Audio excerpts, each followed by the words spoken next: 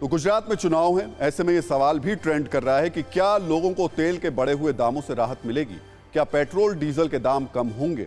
इन प्रश्नों का जवाब ढूंढने के लिए आंकड़ों को निचोड़कर निकालना जरूरी है। मौजूदा हालात को समझना होगा।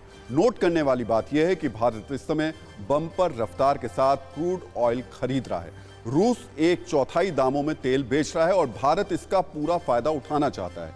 यही वजह है कि 6 महीने में हमने रूस से कच्चे तेल की रिकॉर्ड तोड़ शॉपिंग की है। 2021-22 में पूरे साल में भारत ने रूस से जितना क्रूड खरीदा, 2022-23 के वित्तीय वर्ष के सिर्फ 6 महीनों में उससे 350% से भी ज्यादा क्रूड ऑयल भारत ने रूस से खरीदा है। अक्टूबर में तो रूस भारत का सबसे बड़ा क्रूड ऑयल सप्लायर बन गया है। अप्रैल से सितंबर के बीच सरकार 54% से ज्यादा क्रूड ऑयल का आयात कर चुकी है। इस पूरे कैलकुलेशन से जुड़ी एक एक्स्ट्रा जानकारी यह भी है कि भारत में पिछले 6 महीने में सस्ता तेल खरीदने के साथ सोलर एनर्जी की मदद से अपने ईंधन वाले खर्च में कम से कम 34,300 करोड़ रुपए की बचत हुई है। ऐसी बचत और किफायत देखकर ये कयास लगाए जा रहे हैं कि क्या गुजरात चुनाव से पहले लोगों को राहत मिल सकती है। पहले के ऐसे ट्रेंड भी रहे, हालांकि चुनाव खत्म होने के बाद दाम बढ़ने का ट्रेंड भी रहा है। पिछले साल मई में जब 5 राज्यों में चुनाव था, चुनाव के दौरान करीब 32 दिनों तक तेल के दाम नहीं बढ़े, लेकिन नतीजे के बाद दाम 4 रुपए बढ़ गए। इसी तरह 2017 में गुजरात चुनाव के दौरान लगातार 38 दिनों तक दाम कम हुए। 9 नवंबर 2017 को पेट्रोल के दाम 69 रुपए 85 पैसे थे, जो 9 दिसंबर तक कम होकर 69 रुपए 18 पैसे हुए और काउंटिंग के 1 महीने बाद पेट्रोल की कीमत 2 रुपए ज्यादा बढ़ गई। इस तरह से मई 2018 में कर्नाटक चुनाव के दौरान वोटिंग से पहले लगातार 20 दिन तक पेट्रोल डीजल की कीमतों में कोई बदलाव नहीं हुआ। 24 अप्रैल को पेट्रोल की कीमत 74 रुपए 63 पैसे प्रति लीटर थी, जो 13 मई तक इतनी ही रही, लेकिन 15 दिन में ही पेट्रोल की कीमत 4 रुपए से ज्यादा बढ़ गई। तो ऐसे में कयास लगाए जा रहे हैं कि अब जब भारत कम दाम में तेल खरीद रहा है तो क्या लोगों को चुनावी गिफ्ट मिलेगा।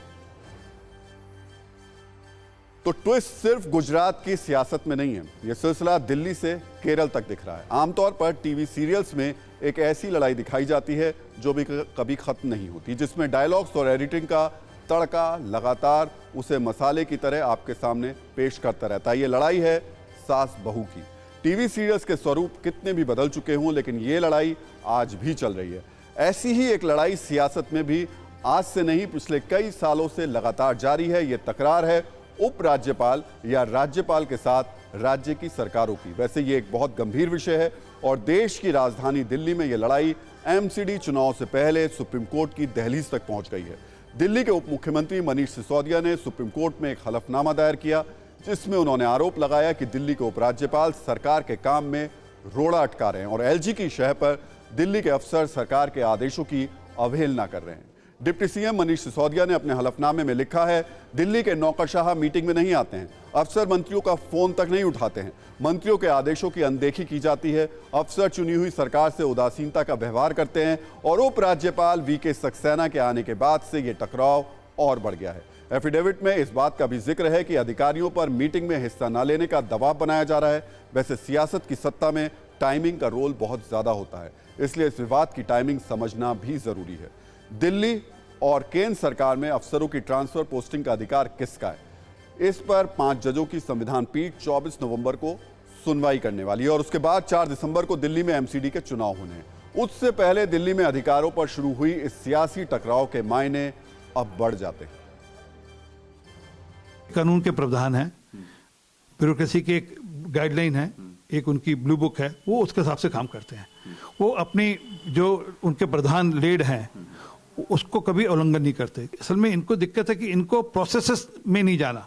ये कहते हैं कि हम दिल्ली के मालिक हैं। याद करिए केजरीवाल साहब ने कहा था कि हम दिल्ली के मालिक हैं, असेंबली में कहा था हम तय करेंगे दिल्ली कैसे चलेगी।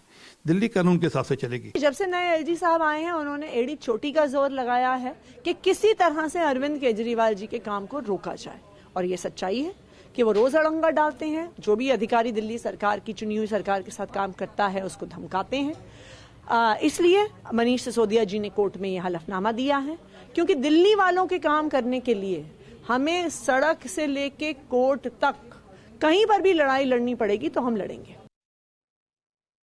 बड़ी बात यह है कि अधिकारों की लड़ाई की यह कहानी किसी एक राज्य की नहीं है, केरल में राज्यपाल और मुख्यमंत्रियों के बीच विश्वविद्यालयों में कुलपति की नियुक्ति पर विवाद चल रहा है और यह विवाद अब इतना बढ़ गया है कि केरल कैबिनेट ने कल यानी बुधवार को राज्यपाल आरिफ मोहम्मद खान को चांसलर पद से हटाने के लिए अध्यादेश लाने का फैसला किया। राज्यों के विश्वविद्यालयों के हेड राज्यपाल होते हैं, इन्हें चांसलर या कुलाधिपति कहा जाता है। केरल सरकार राज्यपाल से यह शक्ति लेना चाहती है। केरल सरकार ने इसके लिए जो अध्यादेश लाने का फैसला किया है उसमें राज्यपाल की जगह एक्सपर्ट लेंगे। अब सवाल ये कि राज्य सरकार को यह करने की जरूरत क्यों पड़ी। दरअसल राज्यपाल आरिफ मोहम्मद खान ने राज्य के 9 वाइस चांसलर्स को सोमवार तक इस्तीफा देने के लिए कहा था। राज्यपाल ने आरोप लगाया था कि विश्वविद्यालयों में कुलपति की नियुक्ति के समय यूजीसी के नियमों की अनदेखी हुई है। राज्यपाल ने सभी 9 कुलपतियों से इस पर जवाब मांगा था, लेकिन ना तो किसी कुलपति ने जवाब दिया और ना इस्तीफा दिया। कुलपति राज्यपाल के आदेश के खिलाफ केरल हाईकोर्ट चले गए। इस पर कोर्ट ने राज्यपाल से कुलपतियों के खिलाफ कार्रवाई नहीं करने के आदेश दिए। अब मामले की सुनवाई 17 नवंबर को होगी। इस पूरे विवाद में सीएम पिनराई विजयन भी एक किरदार हैं। उन्होंने राज्यपाल आरिफ मोहम्मद खान पर आरोप लगाया है कि कुलपतियों को निष्पक्ष न्याय से वंचित किया जा रहा है। जिस चांसलर के पद को लेकर केरल में नया विवाद छिड़ा है उसमें यह भी समझना जरूरी है कि आखिर इस पद की ताकत क्या है। दरअसल राज्यपालों को चांसलर का पद देने के लिए पीछे एक खास मकसद है। सोच कुछ ऐसी है कि विश्वविद्यालयों को राजनीतिक प्रभाव से दूर रखा जाए। जब राज्य सरकार के किसी विश्वविद्यालय में कुलपति की नियुक्ति करनी होती है तो यहां राज्यपाल की भूमिका सबसे अहम हो जाती है। हालांकि कुलपतियों की नियुक्ति को लेकर यूजीसी के भी कुछ अहम दिशा निर्देश हैं और सुप्रीम कोर्ट के आदेश के मुताबिक यूजीसी के नियमों का पालन करना जरूरी है।